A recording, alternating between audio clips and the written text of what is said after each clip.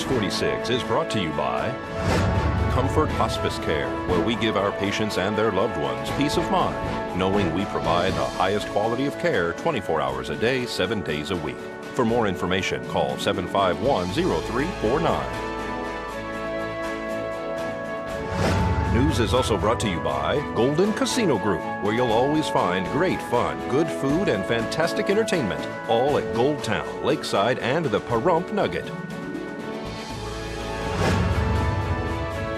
News 46 is also brought to you by Nevada HealthLink. Open enrollment ends February 15th. Visit www.nevadahealthlink.com today.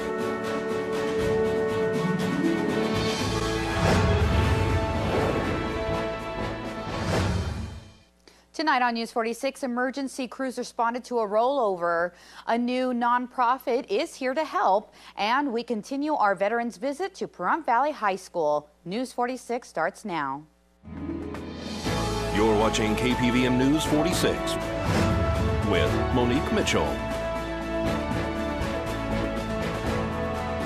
Local coverage from Deanna O'Donnell.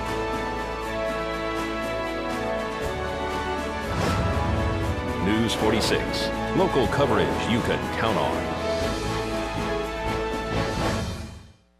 Good evening. It's Thursday, January 29, 2015. I'm Monique Mitchell for News 46.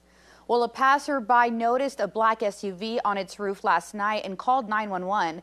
The vehicle was about 100 feet off the road. A 25-year-old man was located after he was ejected from his Isuzu Rodeo last night on Barney Street. This accident report is brought to you by Half Price Lawyers, located on the corner of Basin and 160. Call 775-400-0000. Yeah, we got reported around 2100 hour for a one-vehicle rollover in the intersection of Irene and Barney. Upon arrival, dispatch gave us updates saying that it was one vehicle rollover about 100 feet off the roadway with a male ejected with life-threatening injuries. Engine went on location, did my initial size up with the 360 walk around, make sure there wasn't any other injuries or patients. Found a male laying approximately 20 feet away from the vehicle, life-threatening injuries, so Medic 5 on location. We packaged up the patient, and due to the weather, Mercier wasn't unavailable at that time. And we packaged up the patient, transported them to Desert View, and then from Desert View they had Mercier transport him to UMC Trauma.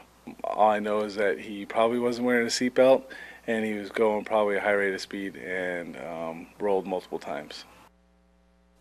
Well, newly published Nuclear Regulatory Commission staff findings appear to provide wiggle room for adopting rules to open a national nuclear waste dump in the Nevada desert. If decision makers want to go forward, two reports made public today follow the release in December of a document noting the Federal Energy Department needs water and land rights before it gets approval to entomb the nation's most radioactive waste.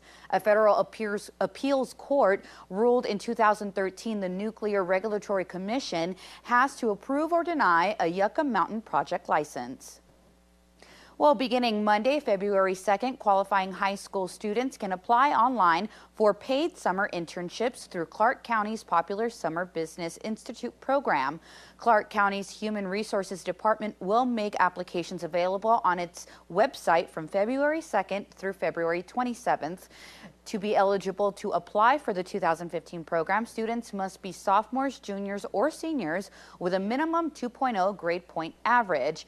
Teen participations gain work experience and on-the-job business mentoring as part of the program. For more information, call 702-455-2426. Well, folks, keep it here because we're going to have more local news for you after these messages. This portion of the news is brought to you by Inspiration Senior Living, where we provide affordable elegance to Pahrump area seniors. Give us a call at 751-2300 and make an appointment to tour our community. Welcome back to News 46. Well, billions of dollars from an environmental contamination settlement now can be distributed nationwide, including for cleanup of former uranium sites on the Navajo Nation and chemical manufacturing site near Lake Mead. The $5.15 billion settlement was reached last April, according to the U.S. Environmental Protection Agency. An estimated $1.1 billion will be paid to a trust responsible for cleaning up a former chemical manufacturing site near Henderson that led to perchlorate contamination in Lake Mead. 50 to 100 pounds of perchlorate are still seeping into Lake Mead every day, and the funds will allow that state's Department of Environmental Protection to clean up the remaining underground sources of contamination. The Henderson site is the largest perchlorate groundwater plume in the country. By way of the Las Vegas Wash, the plume has contaminated Lake Mead, which feeds into the Colorado River, a major source of drinking water in the Southwest. Perchlorate, a component in rocket fuel and fireworks, can interfere with the production of thyroid hormones, which are needed for prenatal and postnatal growth and development, as well as normal metabolism and mental function in adults. Well, several veterans recently visited students at the Pahrump Valley High School and spoke to the JROTC and history classes about their military careers. I would like to express to them that going in the military, I think, is a great thing. For females, it may seem a little harder, but you got to be strong to be able to do it. You got to be open-minded. I think that especially if they're not able to afford college right now, it's an excellent way to get the experience, the leadership, and let the military pay for your college. Over my approximately 30 years of service, I traveled a lot, got experience in a lot of things, did several different jobs. I went in at the age of 21, had my own ideas, found out they wasn't very good ideas. The military helped shape my life, made me a stronger, more responsible person. So I would recommend the military to anybody, female or especially young male, these days. You work now for the Disabled American Veterans as a volunteer? Yes, I'm a volunteer for the Chapter 15 Disabled American Veterans. We are approximately 433 strong in our chapter. We are very active in helping the veterans here. I am the past commander for the chapter. I'm now the senior vice commander, so my job hasn't really changed. I'm committed to serving our veterans because I see the need.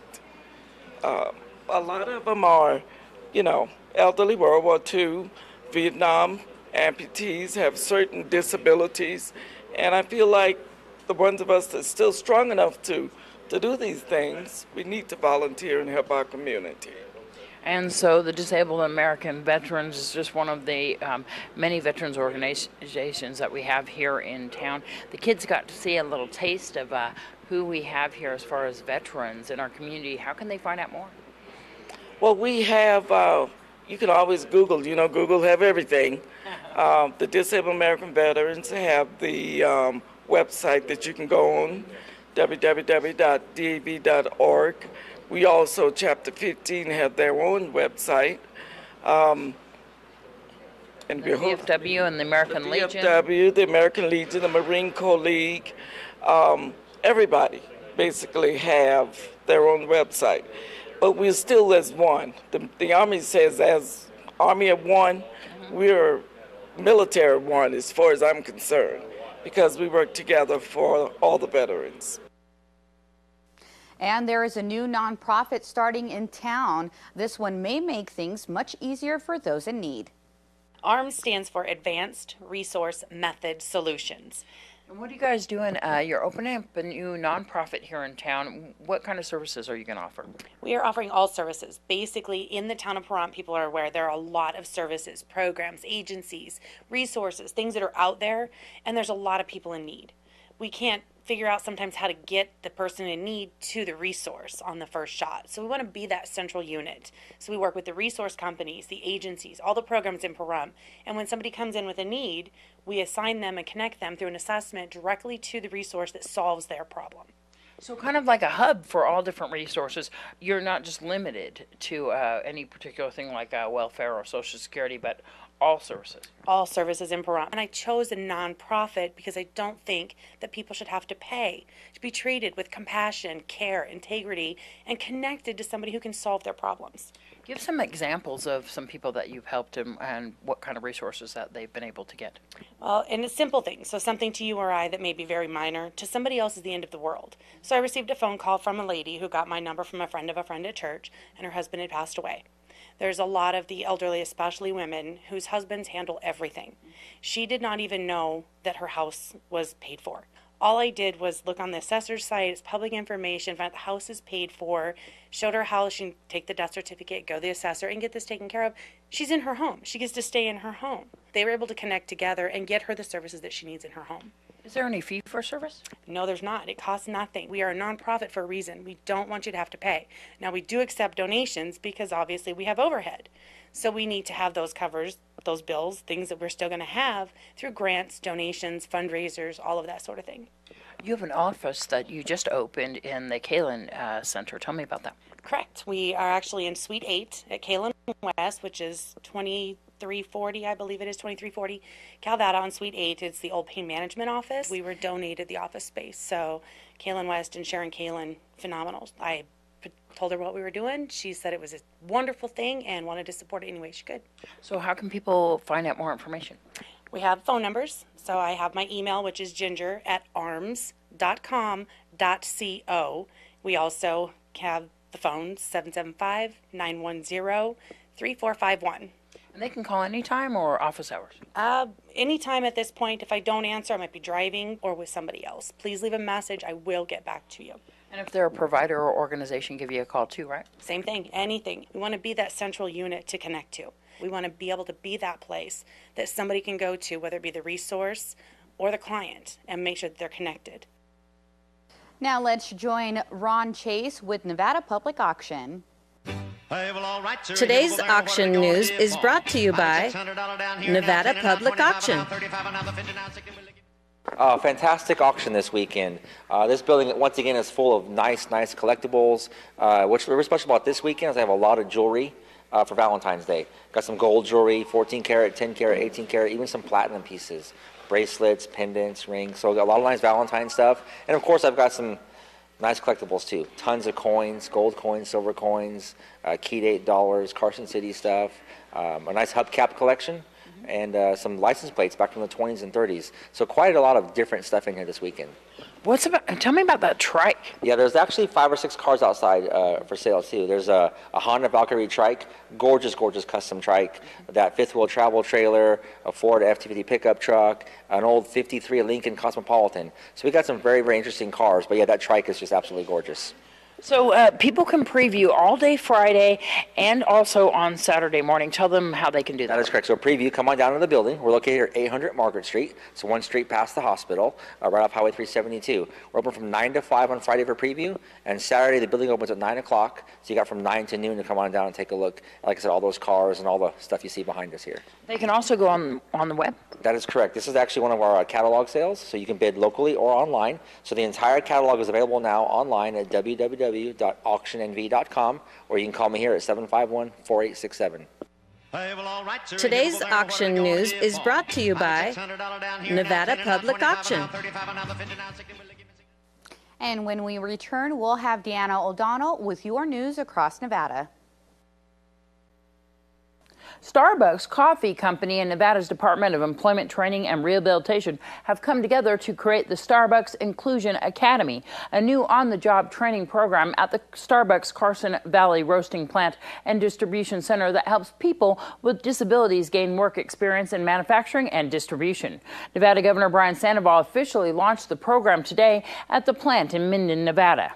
The Center for Disease Control and Prevention has released the results of their 2013 maternity Practices in Infant Nutrition and Care survey that assesses infant feeding care processes, policies, and staffing expectations in maternity care settings.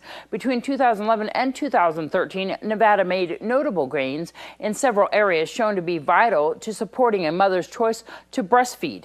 Increased rates of skin-to-skin between mother and baby immediately after birth, increased rates of rooming in during the hospital stay, and a reduction in supplemental artificial feedings and decreased rates of the provision of discharge bags containing artificial formula samples and marketing products. Overall, Nevada's score improved by 11 points, resulting in a score of 71 out of 100. Nevada's employment rate for December fell to a seasonally adjusted 6.8%, down from 6.9% in November and 9% in December of 2013. This is the lowest rate it has been since June of 2008, when it was also at 6.8%. Nevada officials say initial claims for unemployment insurance climbed in December in line with a seasonal trend, but were about half what they saw at their peak 6 years ago. Officials with the Nevada Department of Employment Training and Rehabilitation said more than 18,000 claims were filed in December. That's up from about 16,000 claims in November and up 1% from the same time a year ago. The Department of Employment Training and Rehabilitation and Nevada Job Connect, in conjunction with Workforce Connections, are seeking construction companies to participate in a construction hiring event March 3rd, 2015 at Cashman Center in Las Vegas.